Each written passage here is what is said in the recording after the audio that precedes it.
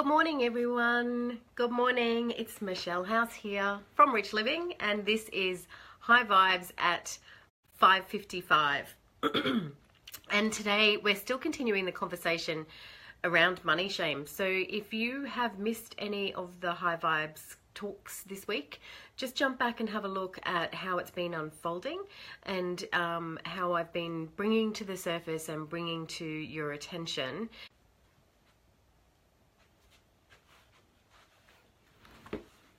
Can you see me? I just got an internet connection thing. Is everybody right? Okay. Anyway. Good morning. Hey there, Kath. So, as I was saying, this week the conversation has been around money shame. And if you've missed any of the conversations this week, I encourage you to go back and have a look at the High Vibes from Monday.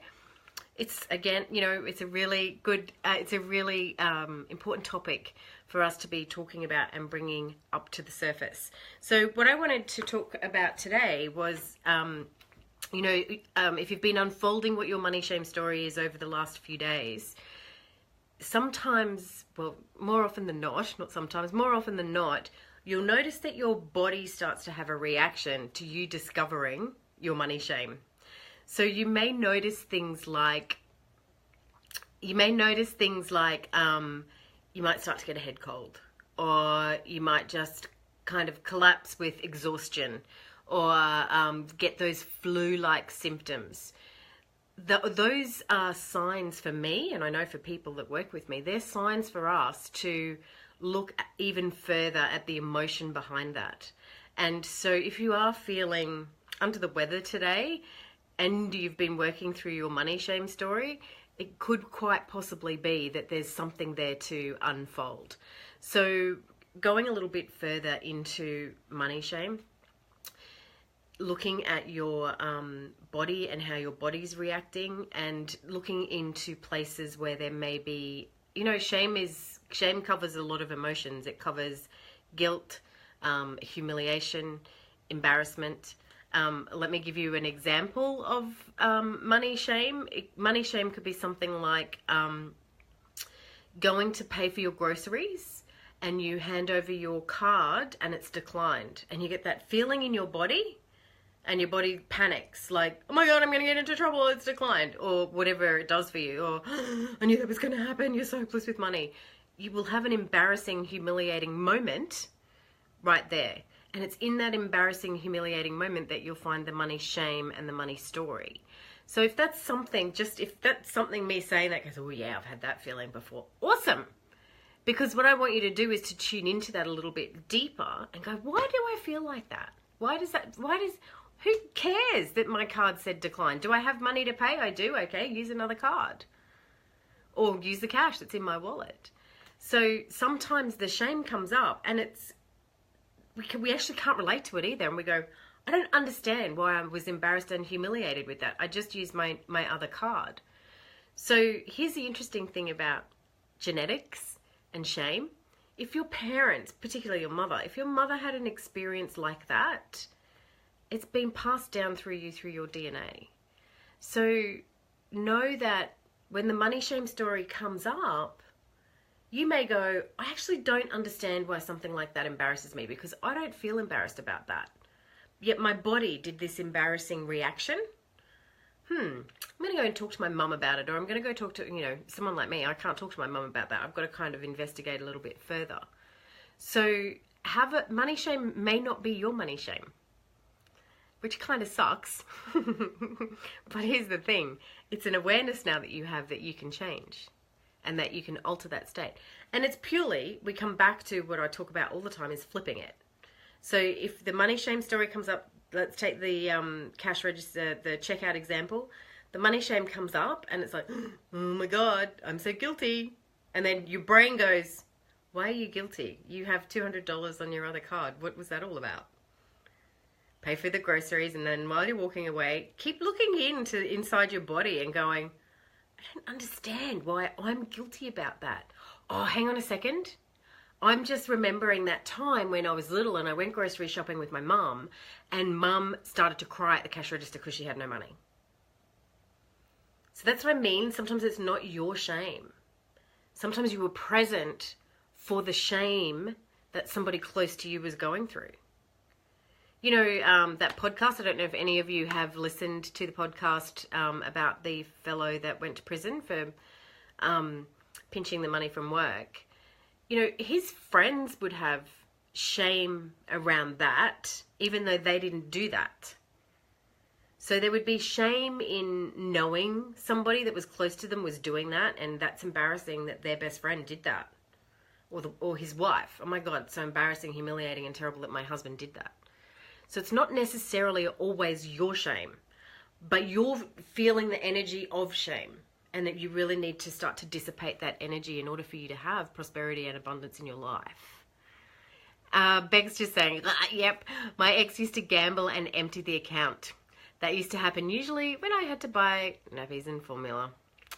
I know, right? And then see, so in that example, Beck's at the grocery store ready to buy her stuff, and the partner is doing something with the money. Yet she's feeling the shame and the embarrassment and the guilt, not necessarily because there's no money about it. And Beck, I don't know your full story, but maybe it's because there's, I'm so embarrassed that I married such a dickhead. I don't know, that could have been something. Or I feel so guilty that I knew this was going on and I didn't bring it to anybody's attention. This is all my fault. I'm so embarrassed that I didn't do that. So see how shame can kind of really weave itself in through our DNA structure, our emotional structure. And that stops us from bringing the money in. So I know that we've all got vision boards and that we've all got these bank accounts and that we've all got, you know, oracle cards and essential oils and all of this stuff. But if you're not shifting the shame, shift the shame. Hashtag shift the shame. If you're not shifting the shame, then nothing can come to you. Nothing can come to you. Yeah? Awesome. Beck, it was mother guilt judgment too. Of course. I understand that. Hey, Sally. All right, now there were quite a few comments. Oh, thanks. Robin's shared that podcast. You're so wonderful, Robin. Thank you. Georgina, my ex was the same, Beck, but luckily we didn't have children, but he did get us evicted.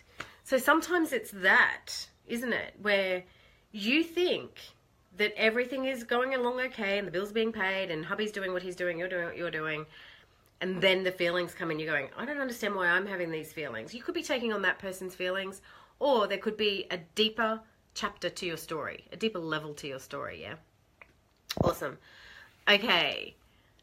On it, creating the hashtag now. Shift that shame. I feel like we need to do a, you know, that Revolution poster with the fist pumping through the air going, yeah, the Original Living Revolution, shift that shame. Let's do it. You know, and one of the tools that I always have very handy is the secret language of your body. So whenever my body is doing something, I go, okay, what do I need to look at? Emotion. Oh, really? I need to look at guilt. I don't know. What am I guilty about? And you may not find the answer straight away, but you've got the awareness. And when you've got the awareness, you have the choice to change. This is what all this work is about, is creating the awareness. So, two things before I go. I've got an announcement to make for the person who shared the most the second time around for the Kickstarter. Have you got some drum announcements, Jono? Jono's just coming with my coffee. And I also want to tell you about the Alchemy of Intention, which starts tomorrow. So the Alchemy of Intention is my beautiful signature program that sits inside the Rich Living Academy. And every new moon, I jump in with everybody and you get to work with me while we go through and clear anything that's holding us back. This is so cool that we've been talking about money shame. This is going to be good. Anything. Oh, this is actually really well timed, Michelle. Sometimes I surprise myself. So that starts tomorrow. If you want to join in for just that round, that's fine. It's $55 a month, and you can jump in and join for the month and then leave if you want to. Most people stay in there for, I don't know, you've all been in there for a while now. So have a look at joining us for the Alchemy of Intention. Here's what it's about. I was cleaning out my drawers the other day, and I was cleaning out my shirt drawer, and you know when you clean out your drawer and you open your drawer and you go, oh my God, for God's sake, that's such a mess. And then you pull it all out and you start to sort it and you fold it and you put it in colors and then you put the stripes over there, you put the spots over there. That's what the Alchemy of Intention is. It's like, oh my God, hang on a sec, my soul's a bit of a mess and I'm a bit all over the place and my emotions are everywhere. I need a bit of a tidy up. I need a bit of a tune-up. So, you know, when you open up the cutlery drawer and you go, oh my God, what's all this stuff in there? Same with Alchemy of Intention. It's a great cleanup of your soul so that you can keep moving forward. And we do it under the new moon because we've got that beautiful, fresh, clean slate energy. So all of you, I know that we've got about 40 people going through it this month, which is awesome. You get to hang out with me, ask me questions, and move and shift the shame. This is going to be such a great one for shifting the shame this time. I can feel it in my waters. Maybe we'll have to go with a theme. Kellyanne, I'm looking forward to the next cleanup of my soul. And here's the other thing. We are always up leveling. So once you do a little bit of a cleanup, you know, here we go, back to the clean drawer analogy. You can clean out your drawers, but then you start throwing stuff out and you go, I don't need that anymore. And I'm going to hang on to that one a little bit longer. I still like that one. And then you know, keep cleaning. Cutlery drawer. I'm going to need all those knives, and then you do it the 5th time and you go, I don't think I need those knives anymore. Alchemy of Intention, just like that. Awesome. So my big announcement is, while we, and if we can share a link to the planner, that would be fabulous. While I was doing the Kickstarter, once we reached the halfway point, we did another big burst of sharing, and I offered an incentive for the one to share the most, and the incentive was a one-on-one session with me and 6 months access into the Rich Living Academy. And I went over it twice yesterday. Robin, who's just posted now. Robin, congratulations, love, it was you. You have you have a one-on-one session with me, as well as the 6 months access into the Rich Living Academy. I totally appreciate everybody who has shared about the planner. I know you have all done what you could do with the time frames that you've had.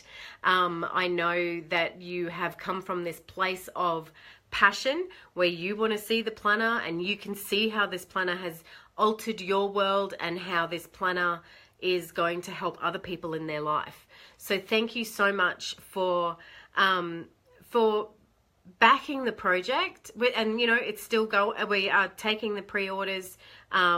We've still got to get it up to a significant number to actually go ahead, and we're nearly there. So if you can click on that link, you can click on that link and order your planner today. That would be fantastic.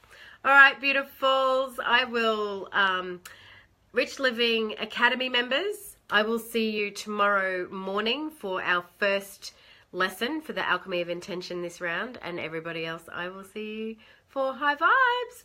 Have a wonderful day.